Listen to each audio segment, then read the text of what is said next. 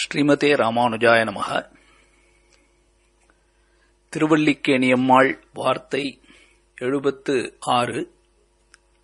திருவல்லிக்கேணி பெண்பிள்ளை ரகசியம் 76. காலலம்பி வந்தேனோ ஆண்டானைப் போலே. காலலம்பி வந்தேனோ ஆண்டானைப் போலே. யார் இது ஆண்டான்? அவர் எங்கு எதற்காக கால் அலம்பினார்? ரொம்ப அழகான ஒரு சரித்திரம். குரு பரம்பரையிலே இந்த சரித்திரம் காணப்படுகிறது. இந்த இடத்திலே ஆண்டான் என்று சொல்லப்படுபவர் முதலி ஆண்டான். முதலி ஆண்டான் ராமானுஜருடைய பிரதான சிஷ்யர்களான கூரத்தாழ்வான் முதலியாண்டான்னு சொல்றோம் இல்லையா, தாசரதி என்று அவருக்கு திருநாமம். அவர்தான் முதலியாண்டான். ராமானுஜருடைய செயல் திட்டங்கள், கோவில் நிர்வாகம் மற்றும் தொண்டுகள், கைங்கரியம் இதையெல்லாம் சிறப்பாக நடத்துவதற்கு உறுதுணையாக ராமானுஜராலே நியமிக்கப்பட்டவர்தான் முதலியாண்டான்.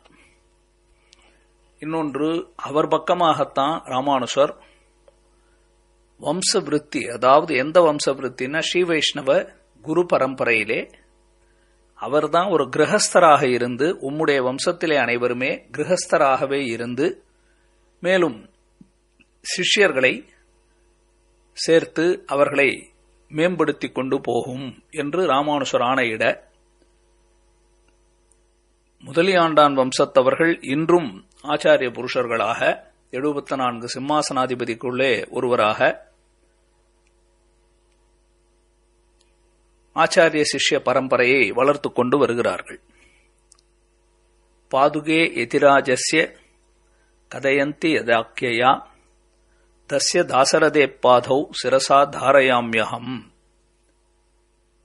ராமானுஜருடைய பாதுகை என்றே சொல்லத்தக்கவர் முதலியாண்டான்.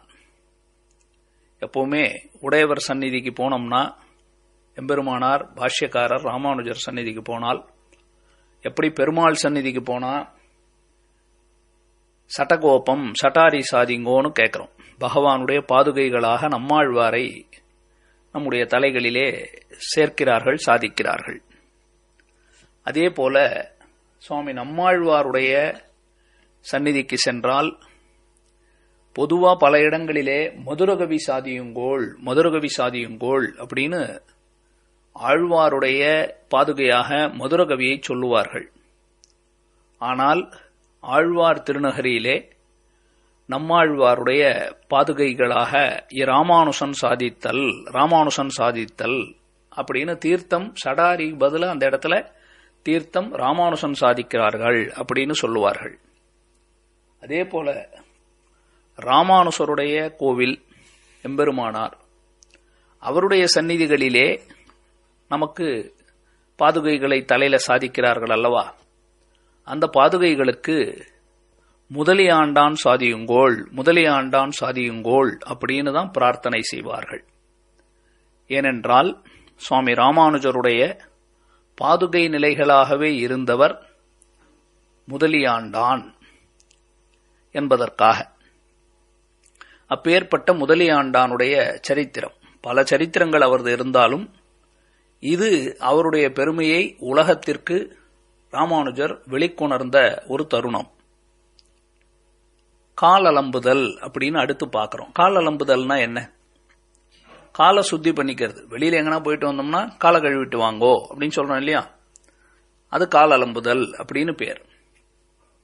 இவர் எங்கு சென்று கால் அலம்பினார் என்பதை இப்பொழுது பார்ப்போம். கால் அலம்புதல் அப்படிங்கிறத இன்னும் கொஞ்சம் உயர்ந்த நிலையில பார்க்கணும்னா, ஆச்சாரிய ஸ்ரீபாத தீர்த்தம், பாகவத ஸ்ரீபாத தீர்த்தம் என்பது இந்த ஸ்ரீ வைஷ்ணவ சம்பிரதாயத்திலேயே மிக உயர்ந்ததாக போற்றப்படுகிற ஒரு விஷயம். பொதுவா நாம ஏதோ பெரிய தவறுகளை செய்துவிட்டோம், அப்படின்னு ஒரு ஸ்ரீ வைஷ்ணவனா இருக்கிறவன், ஒரு முமுட்சுவா இருக்கிறவன் தவறு செய்கிறான், அந்த தவறை உணர்ந்து விட்டான். நாம செய்த இந்த பாவத்துக்கு என்ன பிராயஷ்சித்தம்? ஒன்னும் தனியா பண்ண வேண்டியதில்லை. முதல்ல பశ్చాத்தாபப்படுதல், பிறகு அதை நினைத்து வருந்துதல். அதை நினைச்சு வருந்தினாலே போதும். இருந்தாலும் நமக்கு திரும்ப வரக்கூடாது, சுத்தி ஏற்படணும் அப்படின்னு சொன்னால் எப்பவுமே ஆச்சாரிய ஸ்ரீபாத தீர்த்தம் சேர்த்து கொள்ளுதல் என்று ஒரு சம்பிரதாயம் உண்டு. அப்படின்னா நம்ம ஆச்சாரியன் இடத்துல போய் அந்த ஆச்சாரியனுடைய ஸ்ரீபாத தீர்த்தத்தை ஸ்வீகரித்தல். அப்படின்னா அவருடைய 2 பாதங்களை ஒரு தட்டுல வச்சு அந்த சுவாமியினுடைய திருவடிகளிலே தீர்த்தத்தை சேர்த்து அழகா பால் போன்றவற்றை சேர்த்து கொஞ்சம் மஞ்சள் எல்லாம் சேர்த்து புஷ்பங்களை எல்லாம் சமர்ப்பித்து உயர்ந்ததாக உன்னதமாக அந்த தீர்த்தத்தை எடுத்து ஸ்வீகரித்தல் மற்றும் புரோக்ஷித்துக் கொள்ளுதல் என்பது ஆச்சாரிய ஸ்ரீபாத தீர்த்தத்தை சேர்த்து கொள்ளுதல் அப்படின்னு ஒரு உயர்ந்த கிரமம் நடையாடுகிறது. அதே போல பாகவத ஸ்ரீபாத தீர்த்தம் என்றும் சொல்லுவார்கள். இதெல்லாம் பெரிய வீடுகளில் ததியாராதனை, ஆச்சாரியனுடைய திருநக்ஷத்திர வைபவங்கள் இப்படிலாம் நடக்கும் பொழுது இதெல்லாம் பார்த்திருப்பீர்கள். அதெல்லாம் கொஞ்சம் ரகசியமான விஷயங்கள். சம்பிரதாயத்தில் நாட்டம் இருக்கிறவர்களுக்கு தான் எதுக்கு யாரோ ஒருத்தருடைய பாதங்கள் தண்ணியை போய் குடிக்கிறாங்களே அப்படின்னு அதை ஒரு தரக்குறைவாக பேசிவிடக்கூடாது என்பதற்காகவே இது கொஞ்சம் நல்ல விஷயம் தெரிந்தவர்கள், ஊற்றம் நாட்டம் இருக்கிறவர்களுக்காகவே இருக்கிற விஷயம்தான் இந்த ஸ்ரீபாத தீர்த்தம். அப்படின்னா ரொம்ப பரம பாவனமானது, நமக்கு ரொம்ப நல்லது செய்யக்கூடியது, நம்முடைய தோஷங்களை விளக்கக்கூடியது, நம்ம கிட்ட இருக்கக்கூடிய மலங்கள் குற்றங்களை எல்லாம் நீக்கி மனசெலவிலேயும் நமக்கு நல்ல சுத்தியை ஏற்படுத்தக்கூடியதுதான் ஸ்ரீபாத தீர்த்தம் என்று சொல்லுவார்கள். பெருமாள்கிட்டே இப்ப கோயிலுக்கு போறீங்கன்னாக்கா கோயில்ல தீர்த்தம் கொடுக்கறாங்கல்ல, என்ன தீர்த்தம்? சும்மா ஏதோ ஒரு தண்ணி அல்ல. அது பகவானுக்காக தினமும் அக்கியம் பாத்தியம் ஆசமனீயம் என்று பெருமானுக்கு காட்டப்பட்டு அவர் கை கால் வாயலம்பின தீர்த்தம். அது பரம பாவனமாக நமக்கெல்லாம் சுத்தியை செய்வதற்காக, மனசிலே மலங்கள் கழிந்து சத்துவகுணம் வளருவதற்காக கொடுக்கப்படுகிற தீர்த்தம். அது எவ்வளவு உயர்ந்ததாக மங்களகரமானதாக போட்டிருக்கிறோம். அதை விட உயர்ந்ததுன்னு சொன்னா புராணங்களிலே எல்லாம் நான் செய்த பெரிய குற்றங்களுக்கெல்லாம் எது எனக்கு பிராயஷ்சித்தம்னு கேட்டா உயர்ந்த பாகவதோத்தமர்களுடைய ஸ்ரீபாத தீர்த்தத்தை ஸ்வீகரித்தல் அப்படின்னு சொல்லுவார்கள். சரித்திரத்தில் பார்த்திருப்போம். பராசர பட்டரை பார்த்து ஒரு முறை அவருடைய தாயார் ஆண்டாளம்மாள் ஏதோ தொடக்கூடாத ஒரு கருப்பா இருக்கிறவர், ஒரு வஸ்திரம் போட்டவரே ஏதோ தொட்டு வந்து விட்டார் அப்படிங்கிறதுக்காக நீ இதற்கு சீக்கிரம் பிராயஷ்சித்தம் சேர்த்து கொள்ள வேண்டும் அப்படின்னு சொல்ல, என்ன செய்யலாம்னு கேட்ட, அதோ பாகவத ஸ்ரீபாத தீர்த்தம் தான் சேர்த்து கொள்ளணும் என்று அந்த தாயார் சொல்ல, அந்த நேரத்தில் ஸ்ரீபாதம் தாங்கிகள் சிலர் வர, அதோ அங்க ஸ்ரீபாதம் தாங்கிகள் இருக்கிறார்கள், உன்னுடைய சாமர்த்தியம் அவர்களிடத்துல ஸ்ரீபாத தீர்த்தத்தை பெற்றுக்கொள் அப்படின்னு சொல்ல, இவர் எப்படியோ அவர்களிடத்துல ஸ்ரீபாத தீர்த்தத்தை ஸ்வீகரித்துக் கொண்டார் என்று பராசர பட்டர். அவருக்கே இது சொல்லப்பட்டிருக்கிறதுன்னா அப்ப எவ்வளவு உயர்ந்தது. சரி, இப்பொழுது சரித்திரத்துக்கு வருவோம். உங்க எல்லாருக்கும் தெரிஞ்ச சரித்திரம். சுவாமி ராமானுசர் வாழ்ந்த காலத்திலே கிருமிகண்ட சோழன் என்பவன் சிவாத்து பரதரம் நாஸ்தி, சிவனே பரதெய்வம் என்று எல்லா இடத்திலேயும் கட்டாயப்படுத்தி அனைவரிடத்திலும் கையொப்பம் வாங்கிக் கொண்டிருக்க, நாளூரான் என்பவர்தான் கூரத்தாழ்வானுடைய சிஷ்யர். கீழே சரித்திரம் பார்த்தோம். எதுக்கு எல்லாரையும் வற்புறுத்துகிறாய்?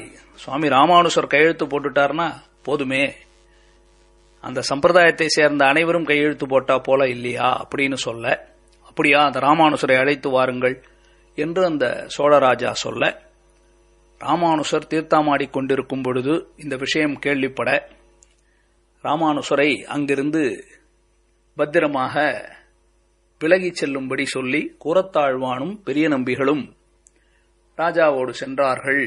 அங்கு சென்று கண்ணை இழந்தார்கள் அப்படின்னு சரித்திரம் பார்க்கிறோம். இப்ப ராமானுசர் வெள்ளை வஸ்திரம், காஷாயத்தை விட்டு வெள்ளை வஸ்திரத்தை தரித்துக் கொண்டு காட்டிலே பயணிக்கிறார். அடுத்த வார்த்தையில் அந்த சரித்திரத்தை பார்க்க போறோம். அப்படி பயணித்து காவேரி கரையிலேயே கரையை கடந்து அந்த பக்கமாக போய்கொண்டிருக்கும் பொழுது கொஞ்சம் கொஞ்சமா கடந்து கர்நாடக தேசத்துக்குள்ளே, இன்னைக்கும் போனீங்கன்னா அங்க பார்க்கலாம், வக்னி புஷ்கரணி அப்படிங்கிற இடத்துல கர்நாடக தேசத்திலே முதலிலே அந்த இடத்துல காவேரி கரையை கடந்து அந்த இடத்துல இருக்கிறார் சில நாட்கள். அங்கிருந்து தொடர்ந்து கொஞ்சம் தூரம் போனா ராமநாதபுரம்னு ஒரு இடம், ராம்நாத் அப்படின்னு, அந்த இடத்துல ஜலக்கிராமம் அப்படின்னு ஒரு ஊர், அந்த காலத்துல இருந்த பேர் ஜலக்கிராமம்னு அந்த ஊருக்கு பேர். அந்த இடத்துலதான் ஆந்திரபூர்ணர் என்று பெயர் பெற்ற வடுக நம்பிகள் அவதரித்த ஸ்தலம் அப்படின்னு கீழே பார்த்திருக்கோம், ஞாபகம் இருக்கா?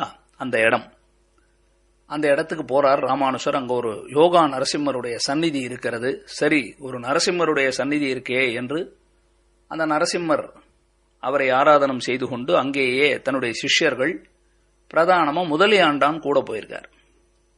ராமானுஜர் மேலக்கோட்டை பக்கமா இப்படி 12 வருடங்கள் போன பொழுது அவரோடு துணை இருந்தவர் முதலியாண்டான். பிற்காலத்தில் பஞ்சநாராயண கஷேத்திரம் என்று முதலியாண்டானை வைத்து அங்கு 5 நாராயண கஷேத்திரங்களை நிறுவினார் என்று அங்கே சரித்திரம். முதலியாண்டானும் கூட இருக்கார். ஆனால் ராமானுஜர் சென்ற காலத்திலே அந்த இடம் சமண மதம் பரவி இருந்தது. எங்க பார்த்தாலும் சமண மதம். உங்களுக்கே தெரியும் இல்லையா, சிரவண பெலகோலா அப்படின்னு ஒரு பெரிய கோமதேஸ்வரர் அப்படின்னு ஒரு பெரிய சைவ சமணருடைய சிலை அதெல்லாம் இருக்கக்கூடியது. ரொம்ப சமண மதம் பரவி இருந்த காலம். இன்னைக்கும் அந்த பக்கத்துல அந்த பழைய கோயில்கள் எல்லாம் நீங்க பார்க்கலாம், சமணர்களுடைய கோயில்கள். யாரை பார்த்தாலும் சமணர்கள், யாரும் உடையவரை ஆசிரியக்கல, வைஷ்ணவம்னா என்னன்னே தெரியல, எல்லாம் சமணர்களா இருக்கிறாங்க. என்ன பண்ணலாம், இவர்களை எப்படி திருத்துவது அப்படின்னு பார்த்தார் ராமானுஜர். நேரா தன்னுடைய சிஷ்யரான முதலியாண்டானை கூப்பிடுறார். முதலியாண்டானை கூப்பிட்டு, ஆண்டான், இவர்கள் தீர்த்தம் எடுக்கும் துறையில் உமது பாதங்களை நனையும்படி சிறிது நேரம் இருந்து வாரும் அப்படின்னு கட்டளையிட்டார். முதலியாண்டானை கூப்பிட்டு, இந்த சமண ஊர் மக்கள், கிராம மக்கள் எல்லாம் ஒரு பெரிய, இன்னைக்கும் போனீங்கன்னா ஒரு பெரிய நீர்த்தேக்கம் போல இருக்கும். அந்த நீர்த்தேக்கத்துல அவங்க தண்ணி எடுக்கிற இடத்துல போயிட்டு, நீர் சிறிது நேரம் உம்முடைய பாதம், எவ்வளவு வார்த்தையை பாருங்க, பாதம் நனையும்படி சிறிது நேரம் இருந்து வாரும். உம்முடைய பாதத்தை போய் நனையிற மாதிரி நம்ம பாதத்தை கொஞ்ச நேரம் அந்த தீர்த்தத்துல வச்சுட்டு வந்துடும். அலம்ப சொல்லல, நனையும்படி இருந்து வாரும் அப்படின்னு சொல்ல. நாம இருந்தா கேள்வி கேட்போம், ஏன் சுவாமி என்ன ஏன் போக சொல்றீர், எதுக்காக போக சொல்றீர் அப்படின்னு கேட்போம். இல்லைன்னா அகங்காரத்தோட பேசுவோம், ஓ நம்மால ஏதோ பெரிய காரியமாவது போல் இருக்கு, இத்தனை பேருக்குள்ள நம்மள தேர்ந்தெடுக்கார் அப்படின்னு நினைப்போம்.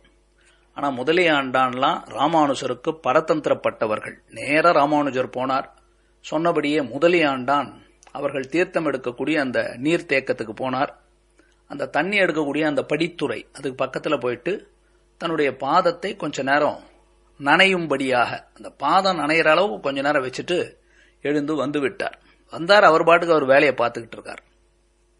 மறுநாள் பார்த்தால் ராமானுஜருடைய சந்நிதியில அவரிடத்துல ஒவ்வொரு சமணர்களாக வந்து சுவாமியினிடத்துல பேச ஆரம்பிக்கிறார்கள். அவருடைய உபன்யாசம், காலக்ஷேபங்கள், உபதேசங்களை எல்லாம் கேட்பதற்கு வர ஆரம்பிக்கிறார்கள்.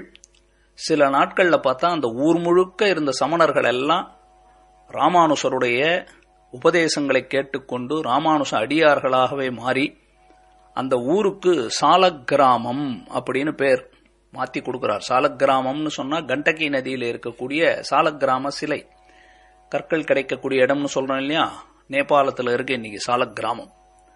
அந்த இடத்துல முக்திநாதன் எம்பெருமான் இருக்கிற இடம் இல்லையா, அதுபோல இந்த இடம் தீர்த்தத்தால புனிதம் அடைந்தது. எந்த தீர்த்தத்தாலே? முதலியாண்டானுடைய ஸ்ரீபாத தீர்த்தத்தினால எல்லாரும் திருந்தினார்கள். அப்ப எம்பெருமானாருடைய பாதுகை முதலியாண்டான், அந்த பாதுகையான முதலியாண்டானுடைய பாத தீர்த்தம். இன்னைக்கு அங்க போனீங்கன்னாக்கா சாலக்கிராமம் அப்படிங்கிற ஊர், கர்நாடகத்துக்கு போங்கோ, சாலக்கிராமம் என்ற ஊருக்கு போனீங்கன்னா அந்த இடத்துல எம்பெருமானாருடைய பாதுகை நிலைகள் வைத்திருப்பாங்க. யோகா நரசிம்மர் கோயில், அதற்கு எதிரில் கொஞ்சம் உள்ள போனீங்கன்னாக்கா ஒரு இடத்துல ராமானுஜருடைய பாதுகைகள் இருக்கும். அதுல இருந்து கொஞ்சம் எதிரிலேயே ஒரு 4 படிக்கட்டு கீழே இறங்கினா அந்த படித்துறையினுடைய தீர்த்தத்தை கொஞ்சம் பாதுகாத்து வைத்திருப்பார்கள். அந்த இடத்துலதான் முதலியாண்டான் தன் பாதங்களை நனைக்கும்படி வைத்திருந்தார் என்று சொல்லுவார்கள். அப்ப அவருடைய ஸ்ரீபாத தீர்த்தத்தின் மகிமையாலே அந்த ஊர்ல இருக்கக்கூடிய அனைவரும் திருந்தி ராமானுஜ தாசர்களாக ஸ்ரீ வைஷ்ணவர்களாக மாறியிருக்கிறார்கள் அப்படின்னா அந்த முதலியாண்டானுடைய பிரபாவத்தை என்னன்னு சொல்றது இல்லையா? இப்ப உயர்ந்த அந்த முதலியாண்டான் தன்னுடைய ஆச்சாரியன் சொன்ன சொல் கேட்டு என்ன ஏதுன்னு கேட்காமல் அவர் ஏதோ சொன்னார், சொன்னதை செய்தோம்னு செய்தார். அதுல யார் பெருமையை சொல்வது? உடையவர் தன் பாத தீர்த்தத்தை வைக்கல, முதலியாண்டான வைக்க சொல்றார். முதலியாண்டான் தன்னை செய்ய சொன்னார் என்ற அகங்காரம் இல்லாம செய்கிறார். ஆனா அவருடைய ஸ்ரீபாதத்தின் பெருமை இன்னைக்கு அத்தனை பேர் அங்கே திருத்தி பணிகொள்ளப்பட்டார்கள். அந்த க்ஷேத்திரமே சாலக்கிராமம் என்ற உயர்ந்த க்ஷேத்திரமாக நரசிம்மனுடைய அருளுக்கு பாத்திரமாக இருக்கிறது என்றால் காலலம்பி வந்தேனோ ஆண்டானைப் போலே என்று ஆச்சரியப்படுகிறாள் திருவல்லிக்கேணி அம்மாள். அடுத்த வாக்கியம் 77வது வாக்கியம். தினை மாவை கொடுத்தேனோ வேடரை போலே.